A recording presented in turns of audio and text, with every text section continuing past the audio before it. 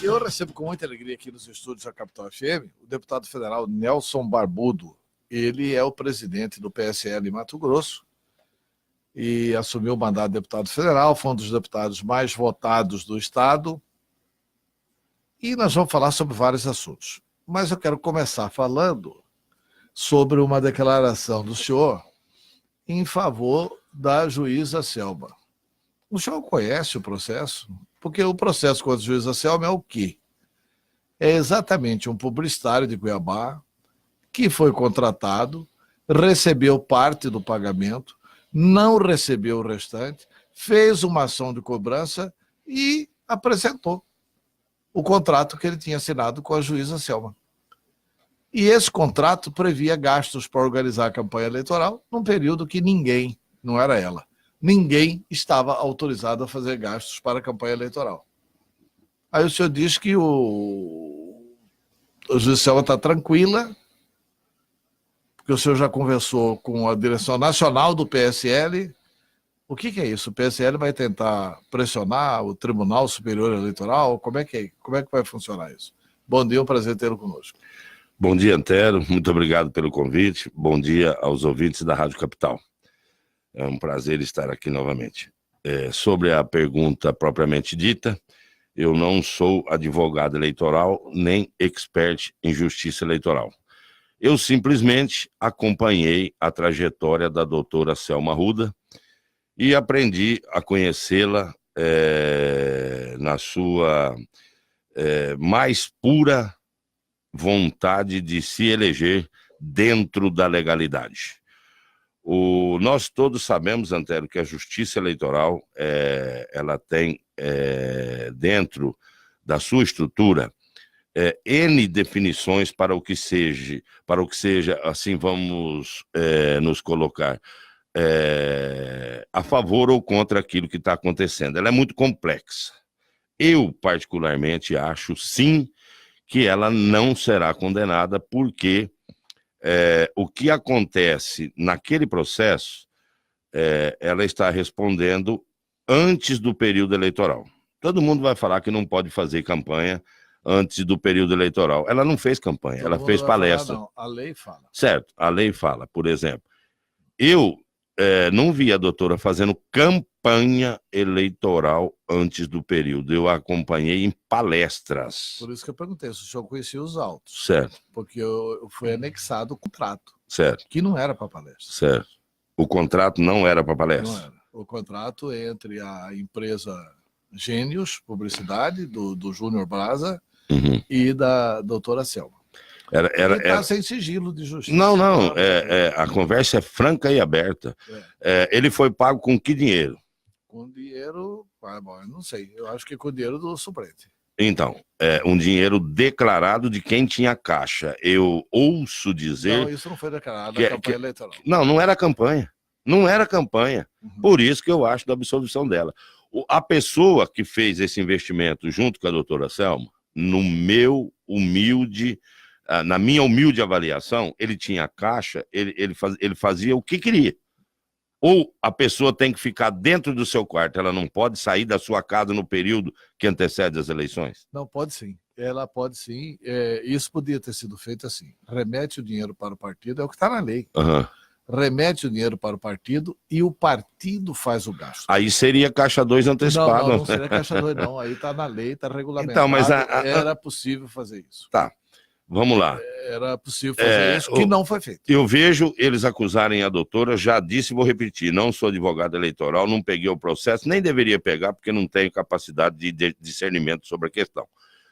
Eu vejo ela sendo acusada de caixa 2. Na minha humilde opinião, caixa 2, a pessoa comete tendo como base o PT. O PT pegou dinheiro do BNDES, irrigou os melhores do Brasil, como JBS, como OAS, depois já combinado em pegar uma parcela do dinheiro para ser investido em eleições. Isso para mim é caixa 2. Isso é caixa 2 declarado, o Brasil todo sabe, o maior caixa 2 do planeta Terra foi feito pelo PT e seus puxadinhos. Aí vamos lá, a doutora Selma... Isso aí é roubo, meu. Não, isso já é crime Crime lesa pátria, que o dinheiro é do contribuinte, vai para uma empresa que ela é escolhida pelos mandatários da nação, sem nenhum critério, dizem que são os grandes, para que se possam aumentar os empregos, investimento, aí eles vão investir lá nos Estados Unidos, etc. e tal. E o PT pegava a sua porcentagem, vinha, fazia campanha e ninguém conseguia tirar esse pessoal do poder. No caso da doutora Selma, eu analiso o seguinte, o dinheiro dela tem fonte, porque o que eu vejo no processo é caixa 2. Não estão acusando a doutora de ter feito caixa 2? Não, estão acusando de abuso de poder econômico. Então, abuso de poder econômico. E também caixa 2. E também caixa 2. Porque esses recursos nunca aparecem em nenhuma declaração dela. Então, mas o Brasa, por exemplo, foi pago com cheque nominal, com dinheiro que tinha origem, que segundo alguns falam que eu não olhei, talvez possa até estar cometendo injustiça, era do suplente. Sim. Era do suplente. Era. Então, se era do suplente, tem origem. Se ela declarou, pagou com cheque nominal, na minha modéstia, na minha singela interpretação, não é caixa 2. Mas a lei não permite. Bom, outra coisa que nós temos como premissa do PSL, isso já é uma normativa, vamos dizer assim, daqueles que têm a política com seriedade. Se isto for crime, a doutora Selma vai ter que pagar, evidentemente. Como o nosso presidente declarou que se o filho dele cometeu um crime, ele teria que pagar.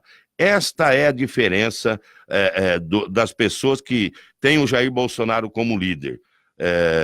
Nós somos a favor da lei. A lei é feita para todos.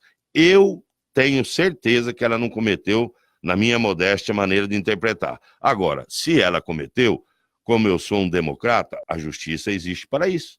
Ela terá que arcar com o ônus da lei. Então simplesmente não vai ter lobby junto ao... Não, o que eu declarei, Antero, imagina, jamais, não existiria. Eu conversei com o Luciano Bivar e ele me disse que daria sustentação jurídica. O que significa? Que o PSL nacional pode indicar e até pagar um advogado, está dentro da lei, para que nós possamos fazer a defesa no devido processo legal. Lobby junto a juízes da Suprema Corte de maneira nenhuma, isso é ilegal. Isso nós não compactuamos de jeito nenhum. O que a Nacional simplesmente disse é que o que depender da Nacional, o partido fará de tudo para ajudar, sim, na defesa do processo legal para que a doutora Selma prove a sua inocência. O senhor é testemunha nesse processo? Sou testemunha. Tá. O senhor conhece o que do processo para ser testemunha? Não, a pessoa não precisa conhecer do processo. Eu acompanhei a trajetória da doutora e, portanto, quando eu fui ouvido, eu disse o que eu vi como testemunha. A vida dela. Não, com o que eu vi acontecer durante a trajetória dela no período que antecipa que foram...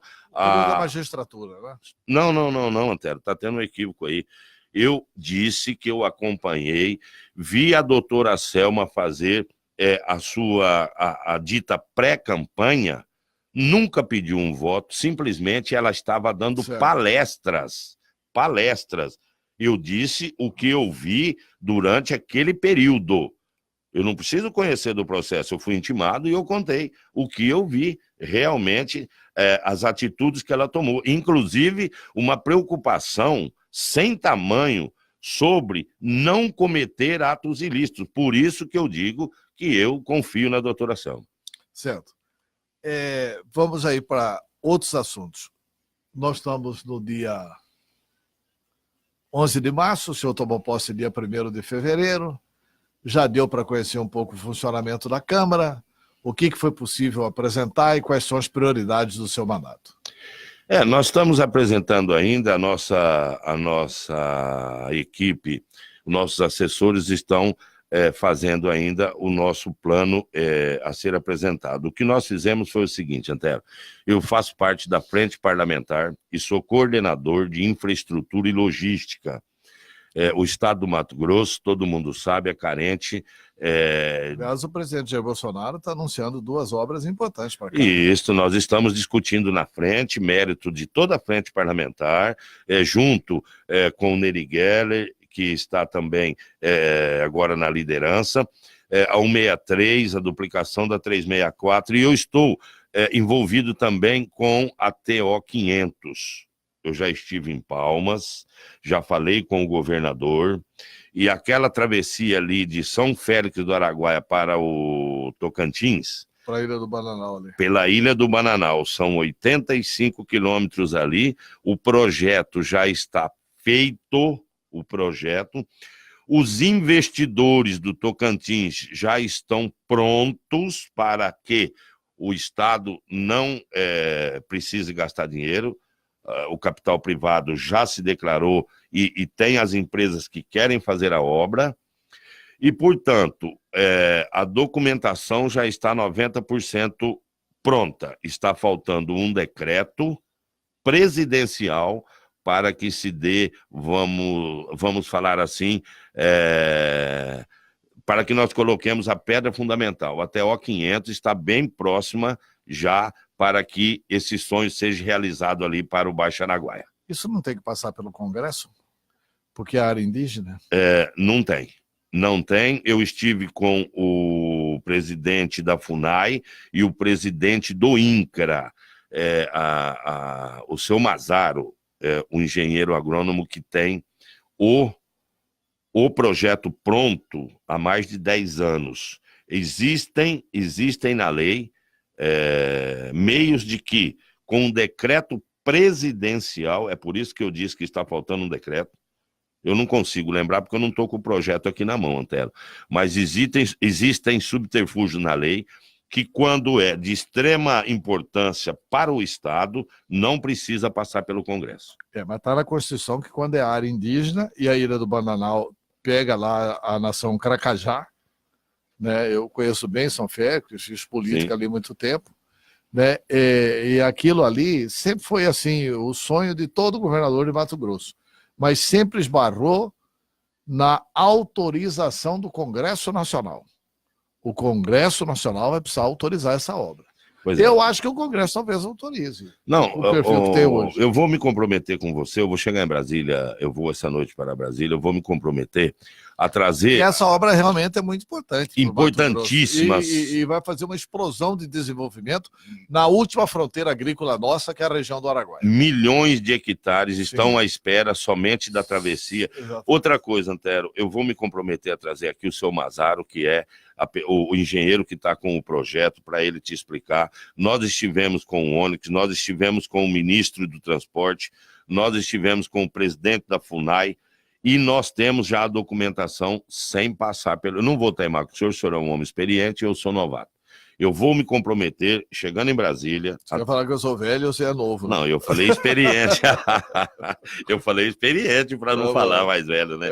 Então, e eu estou muito empenhado, porque eu acho, Antero, que essa fronteira que nós estamos lá, 85 quilômetros de rodovia, e o governador do Tocantins tem os empresários à espera da liberação. Outra coisa, Antero, mas os índios há 10 anos estão assinando todo ano que eles querem. O seu Mazaro tem a documentação pronta, o engenheiro Mazaro. Os índios já têm a contrapartida no projeto, investimento, enfim. O projeto é maravilhoso, ele já está pronto, e, portanto, falta alguns pontos específicos para que seja liberado a construção da TO 500. Zé, e um dos pontos específicos que falta é o tal do Congresso Nacional. Porque, por exemplo, tem essa obra aí que faz tempo que é prioridade de Mato Grosso. Aliás, é prioridade para o Brasil. Né? E essa obra para o Brasil. Parada, né? Segundo, tem a BR-80 que passa dentro do Xingu. Por que não é feita a BR-80 passando pelo Xingu?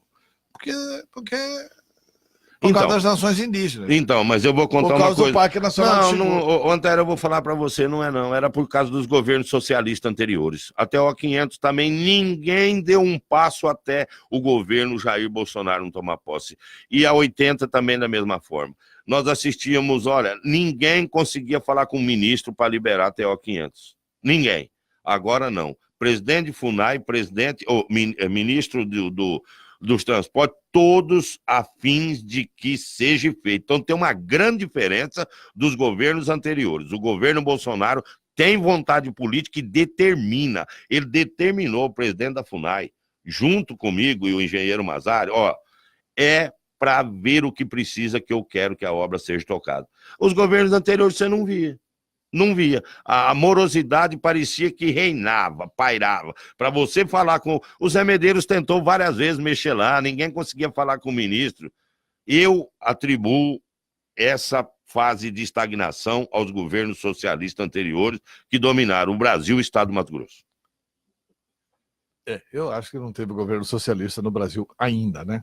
Não teve no pleno, né? Porque o senhor fala assim, um equivalente à Venezuela? Não. Não? Eu falo socialista mesmo, o cara que acredita no socialismo. Pedro Táxi não era socialista? Não era. Pedro Táxi é homem de direita. O Pedro Táxi é de direita? Pedro Táxi é homem de direita. Na sua avaliação. Pedro Táxi tem convicções arraigadas no sentido de ter alguns posicionamentos dele que são de direita. Alguns posicionamentos. E não tem nenhum de esquerda. O que Pedro Táxi fez de esquerda? Não tem posicionamento de esquerda. Esquerda democrática que nós tivemos em Mato Grosso foi Dani de Oliveira, que foi um grande governador do estado. Esse foi esquerda, mas não era socialista. Mas não fez um governo socialista, foi um governo capitalista. No Brasil não tinha jeito de fazer. Não tem jeito de fazer governo socialista. Não tinha. Eles estavam tentando, mas não conseguiam. Não tem. Não tinha e não tem e não terá. Agora não tem. Não tem agora. Se a esquerda ganha novamente, Antero, o Brasil caminharia para a direita com o Haddad? Olha, eu não acho que caminharia para a direita. Eu acho que o importante é a gente fazer um governo democrático. Com o PT no poder, o senhor fala para mim que eles não tinham um processo para socializar o Brasil? Eu acho que o PT no poder tinha que sair por causa da roubalheira. E da socialização. Eles queriam comunizar o Brasil, é público e notório, a gente lê em verso e prosa. Bom, eu interpreto assim. Nós vimos o PT pegar o dinheiro do Brasil e investir como pátria-mãe, mandar o dinheiro do BNDES para as repúblicas comunistas da América Latina, em detrimento à BR-163. Por que não fizeram a BR-163? O governo Bolsonaro entrou, capitalista, progressista, e o que ele fez? A primeira coisa, já está até no fim do ano a 163. E por que governos anteriores nunca fizeram isso? Porque não queriam, ou na minha humilde visão, não queriam o desenvolvimento, o capital, o lucro. Não é possível. Como que um governo, Antero, empresta o dinheiro do BNDES, bilhões para as repúblicas, para sustentar as repúblicas socialistas da América Latina? Nós sabemos que o Foro de São Paulo foi criado pelo Lula e seus asseclas. A URSAL, União das Repúblicas Socialistas da América Latina, não estava sendo montada, Antero? Estava. O Lula fazia uma propaganda que era de esquerda. O próprio Zé Dirceu escreve que o Lula não é de esquerda. O Lula não é de esquerda? O Zé Dirceu é de esquerda. Daqui a pouco vocês vão falar que o Che Guevara era de direita e não. Che Guevara era um revolucionário. E o Fidel Castro também. Não, mas veja bem, quando o Che Guevara e Fidel fizeram a luta contra o governo de Fulgêncio, era uma luta bonita. Se a gente lê o que era o governo de Fulgêncio Batista. Era uma luta bonita. Eles matavam quem não concordava. Muito bonita a luta deles. Era uma luta bonita pelo seguinte, porque o governo de Fulgêncio, as filhas dos cubanos só tinham destino ser prostituta dos marines americanos. Não tinha dignidade naquela ilha. E aí teve o governo do Fidel Castro, fizeram um monte de merda, por exemplo, a questão da não democracia. Então, nada sobreviverá à democracia. Quer dizer, eu tenho certeza que nunca haverá socialismo onde não haverá democracia. A democracia é o regime melhor que tem, fora todos os outros. É o menos ruim, né? É o menos ruim. Isso, é melhor que todos os outros. Eu também concordo. Então, assim, um governo que tira a liberdade, lá, esse louco lá do Maduro. Então. Né? Essa questão do PT mandar dinheiro para fora, eu era senador, cansamos de protestar lá, um monte de senadores protestou e não valeu nada. Não significa que o Brasil era a vontade de Lula, entendeu? Mas o Lula usou o poder realmente para fazer uma política externa inteiramente equivocada, como é equivocada a política externa do Bolsonaro também. Mas não deu tempo. Aí eu tô Não, falando- não, pera, mas não deu tempo. O Bolsonaro tem 60 dias, 30 ele passou esfaqueado. Então, peraí. Então, Calma, como é calma. equivocada a política externa anunciada pelo ministro das Relações Exteriores? Por exemplo, você é um homem ligado ao agronegócio. Sim, É uma estupidez. O Brasil sempre se deu bem com Israel e com os árabes. Sempre se deu bem com judeus e árabes. Você anda aqui na 13 de junho, é só árabe. Você anda aqui na Generoso Ponce, é só árabe. Você tem a mesquita ali em Cuiabá, que é árabe. Você convive muito bem com os árabes em Mato Grosso e no Brasil inteiro. sim. No Brasil inteiro. Um dos maiores compradores nossos são os árabes. Aí nós vamos brigar com os árabes. Não é brigar. Já somos retaliados lá pela Arábia Saudita. Então, mas Tudo bem que Israel tem coisas espetaculares, Isso. como, por exemplo, os kibbutz, a dessalinização, mas é necessário que o Brasil defenda o Estado de Israel. certo. Mas é necessário também que o Brasil mantenha sua política externa de defender o Estado da Palestina. E não tem por que comprar essa briga. Vamos conviver bem com árabes e com judeus. Porque eu acho que o Ministério das Relações Exteriores é para abrir negócio para o Brasil desenvolver. Corretamente, veja a sensatez daqueles que foram eleitos pelo PSL. Eu concordo com o senhor. Se fosse um do PT aqui, ele estaria debatendo e defendendo um condenado e preso. Nesse ponto eu concordo com o senhor. E vamos debater no Congresso essa posição que o senhor está. Nós não precisamos colocar embaixada para cá, embaixada para lá. Árabes e judeus são todos, igual o senhor falou, Todos compradores. Compradores do mercado. Então, veja bem, a hora que eu pedi calma para o senhor é o seguinte, uma conversa do Bolsonaro se torna um monstro. Estamos discutindo. Outra coisa que paira nesse governo, que a esquerda persegue demais, é o seguinte: uma decisão que o Bolsonaro toma e retoma é o fim do mundo. Qual empresário que contratou um empregado e um funcionário e não precisou demitir ele? Nossa, se o Bolsonaro demitiu um ministro, é o fim do mundo. A casa caiu. Negativo. Ele nomeou uma pessoa, não está correspondendo à expectativa do governo, vamos trocar. Essa decisão de mudar a embaixada. O senhor está falando do Bebiano. De várias coisas que já aconteceram no governo. Agora, um governo com 60 dias. 30 dias o homem passou hospitalizado. Nós estamos já crucificando o futuro? Não, vamos ter calma. Não, o Brasil inteiro está torcendo para o Bolsonaro. Então, parece-me uma parte do Brasil. A esquerda nunca vai torcer para o Bolsonaro. PC, PCdoB, PT...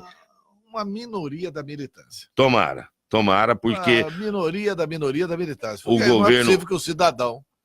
Se o Bolsonaro for mal, história em nós, mestre. Lógico. Então, assim, não é possível que o cidadão não vai torcer para o governo Bolsonaro. Então, é isso que o governo Bolsonaro é preciso dar certo. O Brasil precisa não perder essa oportunidade. Concordo com o senhor. E para isso, nós precisamos o quê? Dar sustentabilidade ao governo e ver em que ponto o governo vai errar. É para isso que nós fomos eleitos, para chegar e conversar. Presidente, não mexe na embaixada de Israel, a coisa está normal do jeito que está, vamos esperar as coisas acontecerem, vamos exportar, enfim. Outra coisa que eu tenho para falar, eu considero os ministros do Bolsonaro super competentes. Avalie para mim, o senhor que é um homem experiente, como o senhor avalia as nomeações dos ministérios? Os ministros que o nosso presidente convocou, na sua avaliação.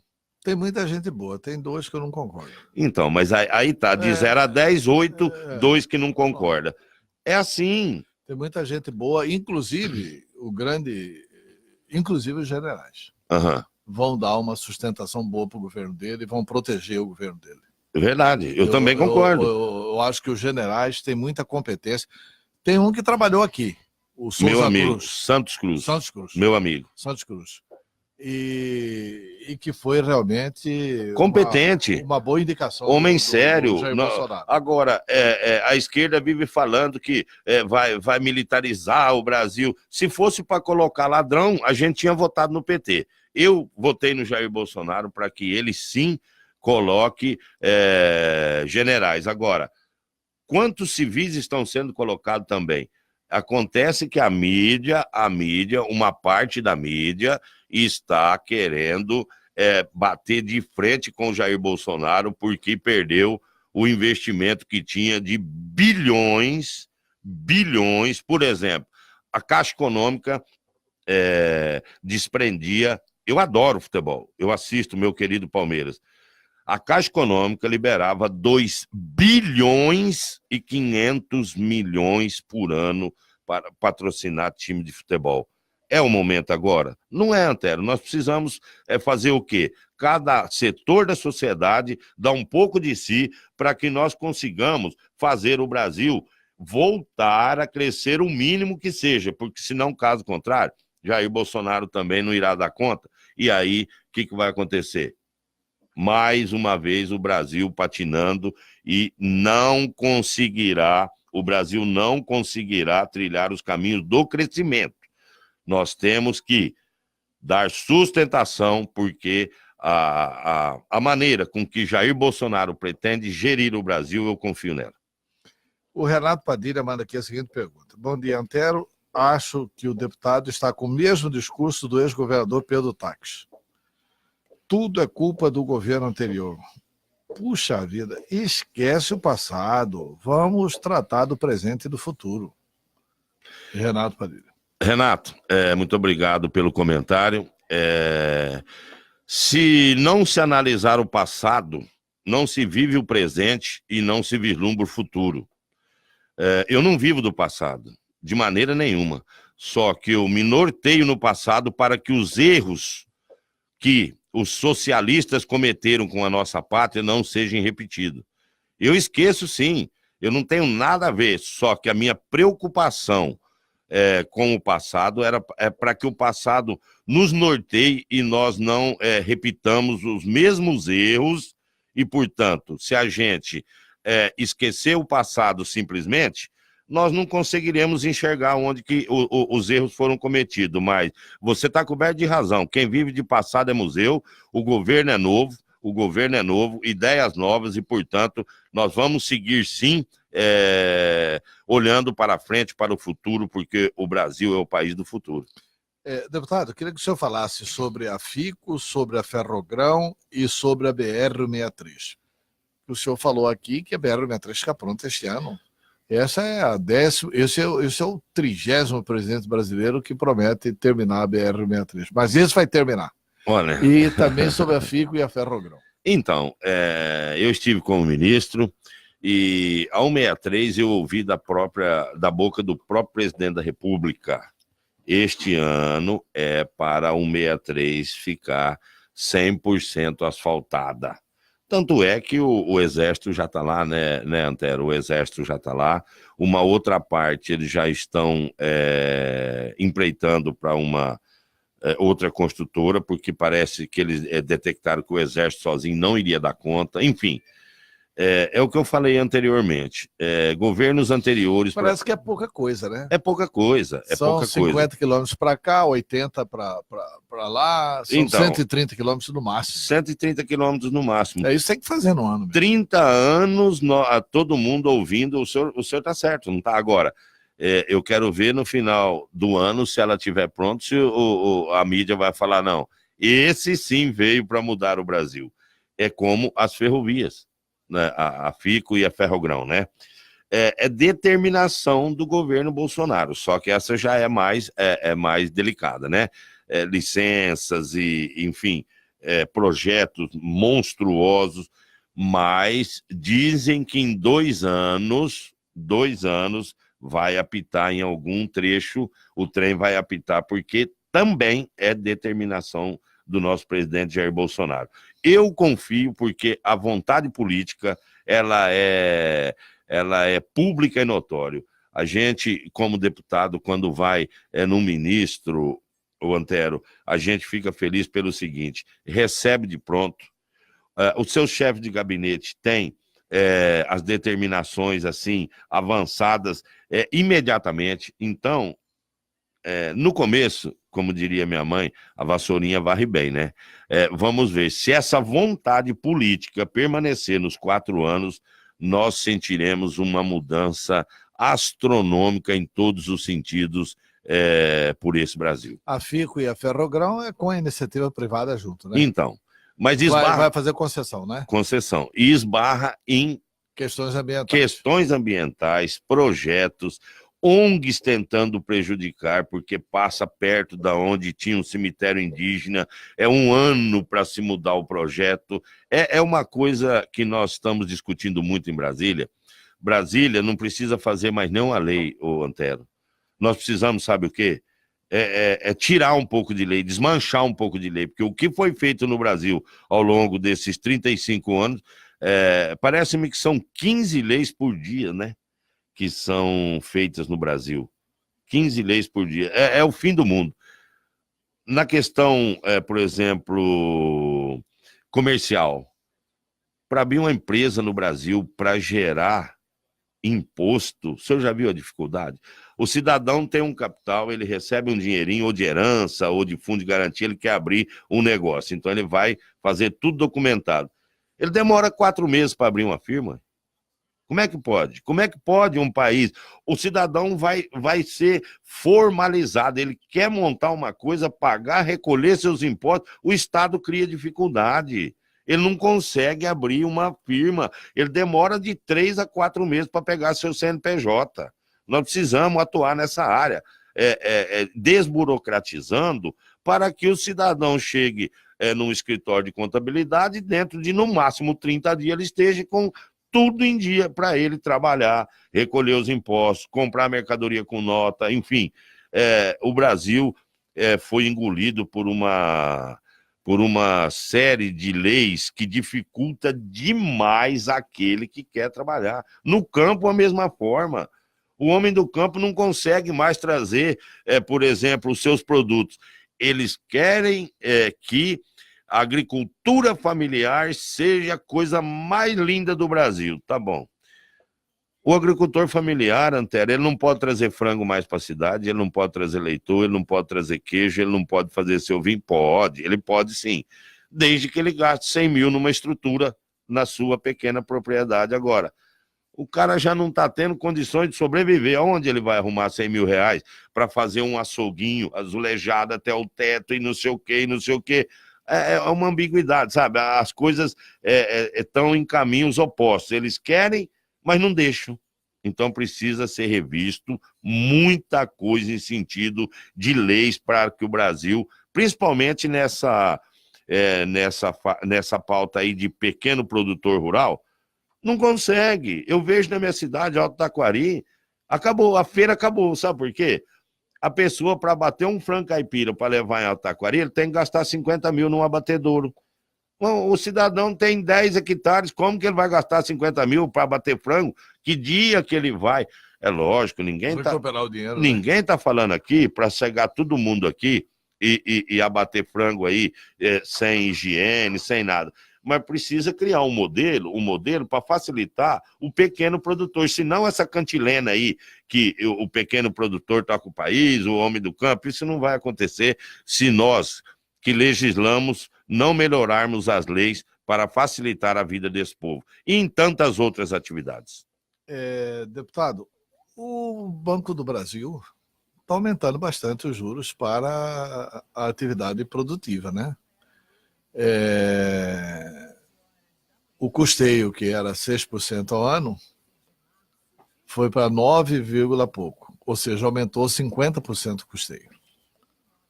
O FCO, que era 6,5% ao ano, está indo para 18%, segundo informações que se tem no Banco do Brasil. Quer dizer, aí vai asfixiar o pequeno produtor, aqueles que mais precisam. Porque eu acho que as grandes tradings, elas sequer precisam no Banco do Brasil. Mas o pequeno produtor precisa. Quer dizer, eu acho que esse liberalismo todo aí na questão do Banco do Brasil, retirando todos os subsídios, os Estados Unidos já não é uma política liberal. Concede ou não concede o subsídio? Fortalece ou não fortalece o seu setor produtivo? Eu acho que são questões que o Paulo Guedes vai ter que dar uma repensada, né? Com certeza, e ele vai nos enfrentar na frente parlamentar da agricultura. Nós já estamos fazendo reuniões que, no meu ponto de vista, isso não pode acontecer. No meu ponto de vista. Ah, mas o deputado do PSL está contra o governo? Não é questão de estar contra o governo. A favor do Brasil. Eu estou a favor do Brasil. Está querendo colocar o governo no caminho do Brasil. Justamente. A imprensa, qualquer declaração que um deputado dá do PSL já está jogando contra. Negativo. Eu fui eleito para defender o Mato Grosso e o Brasil. Jair Bolsonaro é o nosso presidente. A frente parlamentar. Nós temos ela para quê? Para discutir isso. Eu concordo 100%. Paulo Guedes não pode sufocar o setor agrícola e nem deverá. Ele não pode e nem deverá, porque se ele sufocar o sistema produtivo, ele vai matar a galinha dos ovos de ouro. Então, nós já estamos preocupados com isso. Houve outros acontecimentos, a taxação do leite, da importação do leite, foi totalmente corrigida. Enfim, nós que somos do agronegócio, como eu, que vim dessa área... Essa questão do leite, eu li até críticas ao governo do Jair Bolsonaro. Falei, para aí, ele acertou de voltar atrás, pô. Então... O Paulo Guedes acertou de voltar atrás. Quando ele viu, porque aquilo lá tinha vencimento, aquilo foi tipo assim, ó, essa medida entrará em vigor 5 anos. O governo não estava atento com aquilo. Findou os 5 anos, saiu o imposto, você entendeu? Ah, tirou, não foi o Paulo Guedes que tirou, era o prazo de vencimento daquela lei. Então, o que acontece? Vamos reescrever a lei para que tenha imposto, para que não corra o risco do produtor. Aí critica o Paulo Guedes. A gente tem que proteger a indústria nacional. Com certeza, com certeza. Sem evidentemente, aviltar os valores do liberalismo que o Paulo Guedes defende. Tudo dentro da estabilidade econômica, né? Se o mercado como exige... os outros países fazem. Lógico, agora, querer aumentar juros, como o senhor está falando, eu ainda não vi os números, igual o senhor falou aí, eu não tenho o pleno conhecimento, mas sei que está querendo aumentar o juro. Ele vai encontrar resistência na frente parlamentar? Já aumentou. Já aumentou? Já aumentou. Eu não tenho conhecimento, eu não vou mentir, eu não tenho conhecimento se foi aumentado nessa proporção, 50%? 50%. Do custeio, 50%. Então, é uma coisa que vai encontrar resistência na frente parlamentar, porque nós da frente, nós estamos lá para quê? Fazermos as contas com toda a equipe, tem uma equipe monstruosa na frente parlamentar, que tem capacidade técnica, né? Competência, e isso a palavra competência, para que nós possamos sentar na mesa com o governo e dizer, olha, presidente, isso não é possível, isso é possível, portanto, algumas medidas que têm sido tomadas vão ser revistas, porque nós precisamos sim dar condições do produtor nacional ser competitivo. Agora, aumentar o juro em 50% torna praticamente... estão jogando contra o nosso setor e nós não vamos admitir, nós vamos conversar sim e juntos na frente parlamentar nós vamos chegar a um ponto comum aí com o governo que eu tenho certeza que não joga contra o agricultor. Deputado, e a questão do FEX? Porque assim... O histórico da Lei Candir, a Lei Candir é implantada em 1996. Até então, Mato Grosso cobrava 17% de ICMS sobre a soja e vieram com a cantilena de que o seguinte, o que exporta não cobra imposto, beleza, eu concordo com isso. Eu também. Para ajudar o Brasil a equilibrar a sua balança de pagamentos, tá bom, foi correto o posicionamento do Candir. E nós vamos fazer um fundo de compensação, ou seja, a União vai ressarcir os estados produtores de commodities pelo fato de não terem cobrado imposto. Sim. Aí esse ressarcimento, primeiro, não tem sido obrigatório. Segundo, que tem sido muito menor do que aquilo que a gente deixa de cobrar. Cálculos feitos pela Associação de dos Municípios dão conta de que nós teríamos 7 bilhões de faturamento se tivesse cobrando a moda antiga, e para receber em torno de 400 milhões. Então não é fundo de compensação, é fundo de descompensação. Como é que resolve isso dentro do Congresso Nacional? O ministro Gilmar Mendes agora deu um prazo de 1 ano para o Congresso Nacional resolver isso. Porque não é só Mato Grosso. Sim. Mato Grosso e outros estados produtores. Porque nós ainda não somos um estado industrial. E aí a gente sofre muito como produtor de commodities de ser passado para trás. E essa deve ser a pauta prioritária em favor do desenvolvimento do estado. Com certeza. E do governo Mauro Mendes. Com certeza nós iremos fazer uma pressão no bom sentido, porque desde que foi retirado os 17%, o estado era para ser recompensado pelo FECAS, né? Exato. Aí o Brasil entrou nessa crise que nós sabemos, o fundo, o tal fundo que era para ter sido feito para que se recompunha essa perca dos 17%, não apareceu o fundo, virou um saco sem fundo, vamos falar assim, né? O dinheiro some... sem obrigatoriedade. E sem obrigatoriedade. O ano passado eles não repassaram. Não repassaram. Então, agora, eu acredito que com o advento do governo Jair Bolsonaro, as coisas vão se ajeitarem. Nós vamos fazer reuniões, evidentemente, com a frente parlamentar, com o governador Mauro Mendes.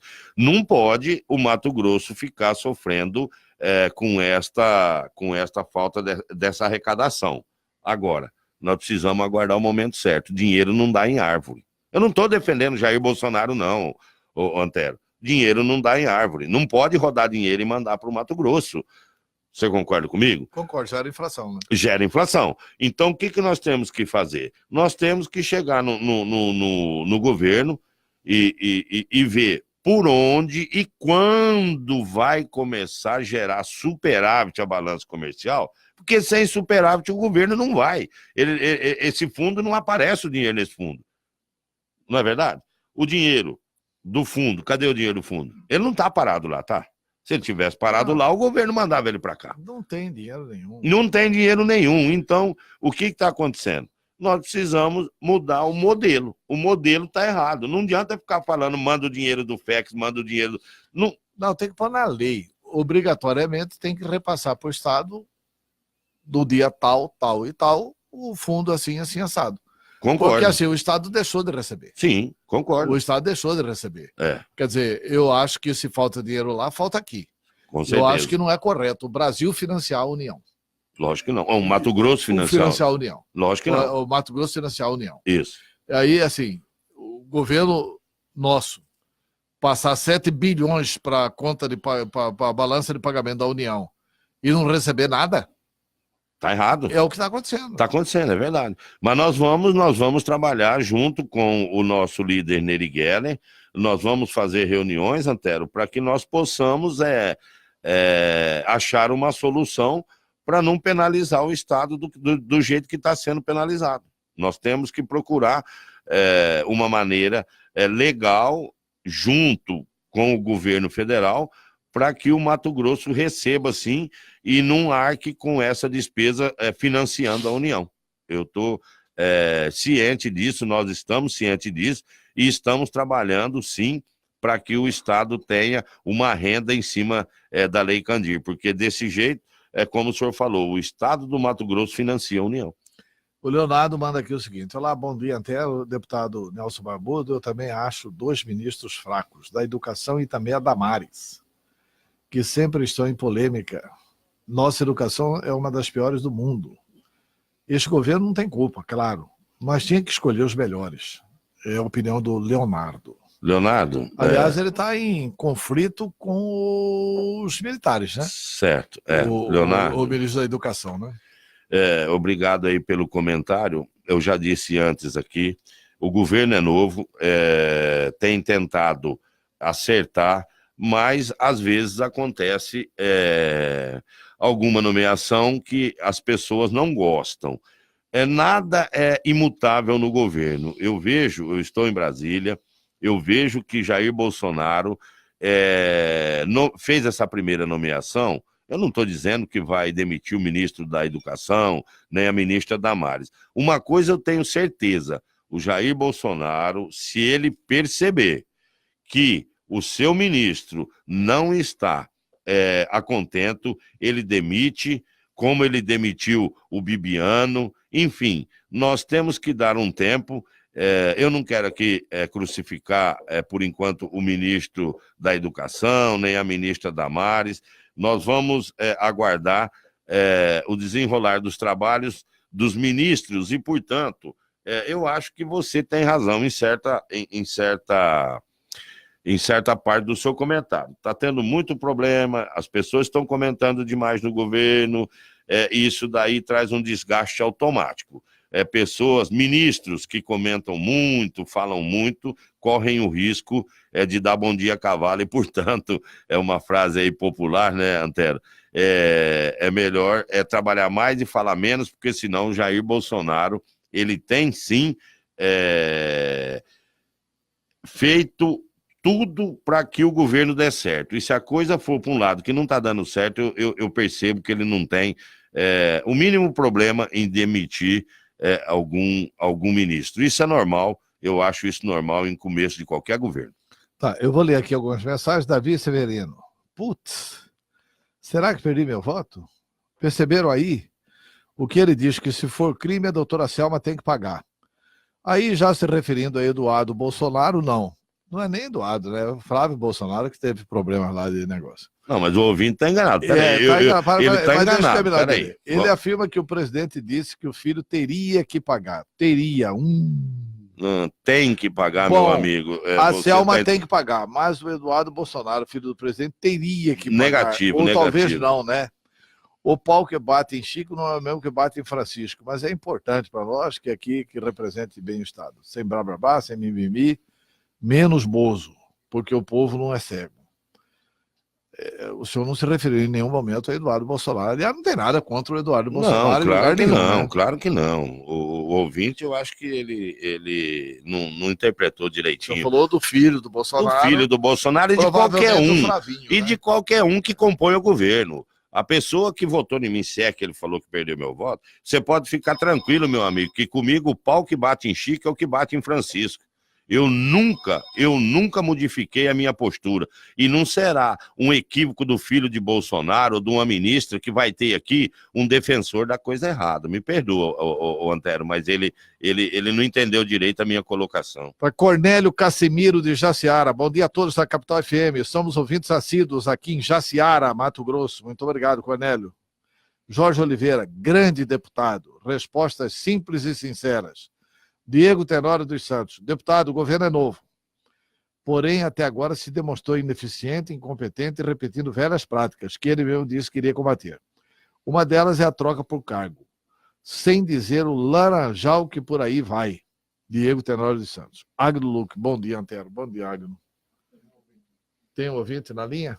Vamos colocar no ar. Alô? Bom dia, Antero. Bom dia, quem fala? Bom dia, amigos e amigas da Rádio Capital. Bom dia, deputado.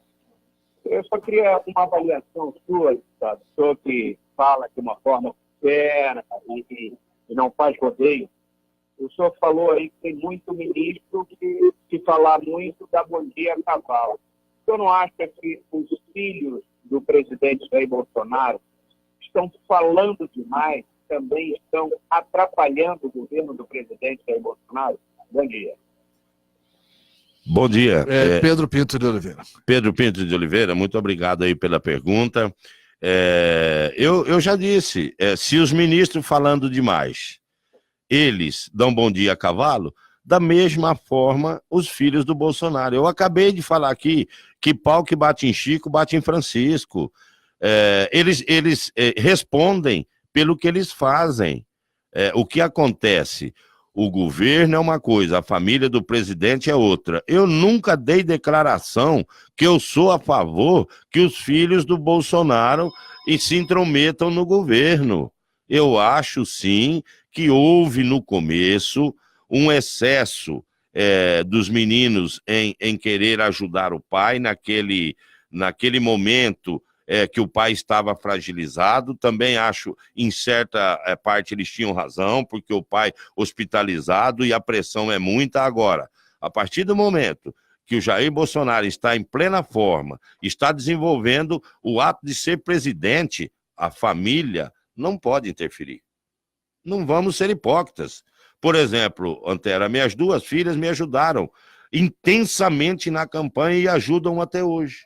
mas elas me aconselham, ou nós trocamos ideias separadamente. Dentro de casa, né? Dentro de casa. Agora, eu não defendo as coisas erradas e, portanto, eu acho, sim, que o filho do Bolsonaro, o vereador, tem que ser vereador, o deputado tem que ser deputado e o senador tem que ser senador. Enfim, cada um no seu quadrado. O presidente da República é uma personalidade, a maior autoridade do país e deve ter personalidade própria. Tem uma pessoa aqui me esculhambando e elogiando o senhor. É a Leide. Bom dia, larga a mão de esquerda. Cruz credo, nunca mais o PT. Pelo amor de Deus, estamos no planeta de provas e expiações. Não dá para ser 100% esquerda ou direita. Para, Antero, de defender esse povo comunista, ditadura. A idade chega, o coração vai ficando mole e maleável. As melhores indicações de ministro. Parabéns, deputado, pela resposta. É a Leide. As pessoas, cada uma tem a sua posição política e, portanto... gozado, né? A hora que me escolhemos, o senhor fala, até ri aí, né? Tem jeito aí no telefone, não? Obrigado ao ouvinte aí por estar do meu lado, porque o Antero me aperta demais aqui. Bom dia, tem que falar assim dos 17 anos em que o Brasil foi saqueado e quebrado pelo governo do PT. E a partir daí seguir rumo diferente, é o Luciano. O senhor está... Obrigado, Luciano. Isso não é eu, né, Antero? As urnas provaram, né? Se o governo anterior tivesse sido bom, Bolsonaro não tinha ganhado. Mas, enfim, a democracia permite que a alternância no poder ela aconteça e, portanto, nós esperamos agora que com o governo Bolsonaro as coisas melhorem no Brasil. E se não melhorar, nós temos eleições novamente. Nós teremos eleições. Se o Jair Bolsonaro não provar para que veio, nós sabemos, a internet hoje permite o conhecimento de todos os atos que o governo pratica. Então, Jair Bolsonaro, vamos juntos fazer um bom governo para que nós possamos dar sequência nos anos que vêm. Se não, meu amigo, o internauta, o povo brasileiro aprendeu e não aceita mesmo as pessoas que mentiam, que roubavam e ficavam acobertados pelo antigo sistema de comunicação. Hoje em dia, a pessoa mexeu no dinheiro público em 5 minutos, ela está nas redes sociais e, portanto, o povo já exclui aquele. Parabéns àqueles que praticam o bom jornalismo e parabéns ao advento da internet. O Binho Ventura manda aqui uma mensagem. Bom dia, Antero. Nelson Barbudo, você tem meu respeito. Binho Ventura, bairro Areião. Ligadão aqui, Antero. Muito obrigado, Binho Ventura, aí no bairro Areião. E tem mais um telefonema. Alô? Alô? Alô? Alô, bom dia. Bom dia. Você quer perguntar ao deputado? Sim, gostaria sim, Antero. Quem está falando? Nunes. Já é a terceira vez que eu entro aí para fazer pergunta. Nunes, pois não, pode perguntar. Vocês fizeram um comentário aí sobre a Damares, o deputado disse assim que se qualquer outro ministro que fazer alguma coisa errada, o Bolsonaro irá admitir. Só que as pessoas, a imprensa, inclusive aí também na Rádio Capital, fala muito sobre a Damares, sobre o comentário. Eu quero saber, Antero, da sua parte, a Damares, ela fez alguma coisa digna de ser demitida? Segundo, será se a imprensa e você, formado em Direito, Antero, com certeza, para passar na OAB, teve que usar um pouquinho da massa cefálica. Suficiente para entender o que a ministra quis dizer sobre menina usa rosa e menino usa azul. Ou seja, aquilo foi uma metáfora. É questão de inteligência a pessoa entender. Eu não vejo nenhum tipo de argumento que sustenta a admissão dela, entendeu? Ela está ali para defender a mulher, inclusive quando ela foi sabatinada lá no Senado, ou seja, participou de uma entrevista lá, não sei se foi entrevista, sei que ela foi perguntada, tem que chamar, inclusive até pela Leila, a senadora de Brasília, e ela deu uma resposta Brasil, porque ela disse que ela é defensora do LGBTI, inclusive está na rua defendendo esse pessoal, enquanto a imprensa começa a malhar a ministra. Né? E eu gostaria de saber do deputado também, que é aí o Nelson Barbudo. Eu votei no Nelson Barbudo por ser ligado ao Bolsonaro. E eu gostaria de saber de você também, deputado. você vê na fala da ministra, você vê argumentos plausíveis para que ela seja demitida? Essa é a minha pergunta. Bom, obrigado, Nunes. Responde o Nelson Barbudo, depois eu. Ô Nunes, muito obrigado pela pergunta, e eu quero te dizer, você não ouviu eu falar anteriormente aqui no programa que eu queria que demitisse a ministra, e nem o ministro. Eu não disse isso. Eu disse que são passíveis de demissão qualquer ministro, mas eu, particularmente, não vi motivos nem até agora. Veja bem, o que eu me coloquei, me posicionei, é que o governo Bolsonaro não tem dificuldade em demitir se cometerem atos ilícitos, mas eu, particularmente, não vi nenhum ato ilícito, nem do ministro e nem da ministra. Portanto, para mim, segue o enterro, continuem os ministros, até que não cometam algum deslize ou algum ato ilícito, porque se cometerem, eu não defenderei. Eu partirei sim para que seja trocado, porque eu acho que todo mundo é passível de erro, e o Jair Bolsonaro sim. Tá, Nunes, veja bem, eu já fiz críticas aqui a Damares, mas também já fiz elogios. E nunca defendi a demissão da ministra.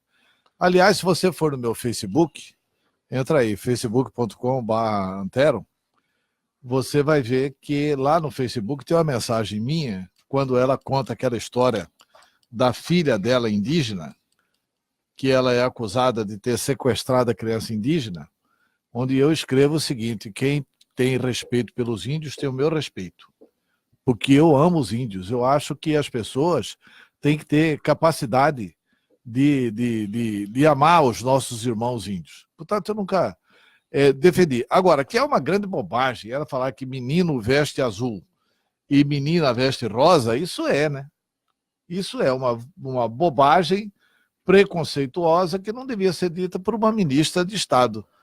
Quer dizer, se você amanhã vestir camisa rosa, você é menina? Claro que não. Que conversa é essa? Entendeu? E se a minha filha vestir azul, ela virou menino? Claro que não. Isso é uma bobagem sem tamanho. Mas não é por isso que uma pessoa merece ou não ser demitida. O que eu defendo é o seguinte: que o ministro das Relações Exteriores, o ministro da Educação e o ministro do Turismo não estão à altura do Brasil. Eu disse 2, mas na verdade são 3 que precisavam ser demitidos do governo Bolsonaro. Aliás, o Bebiano foi demitido e o ministro do Turismo está esmedeado e continua lá no Ministério do Turismo. Tem aqui uma última mensagem do Ernesto Calazans Barreto. Ernesto Barreto, meu amigo, um abraço, Ernesto.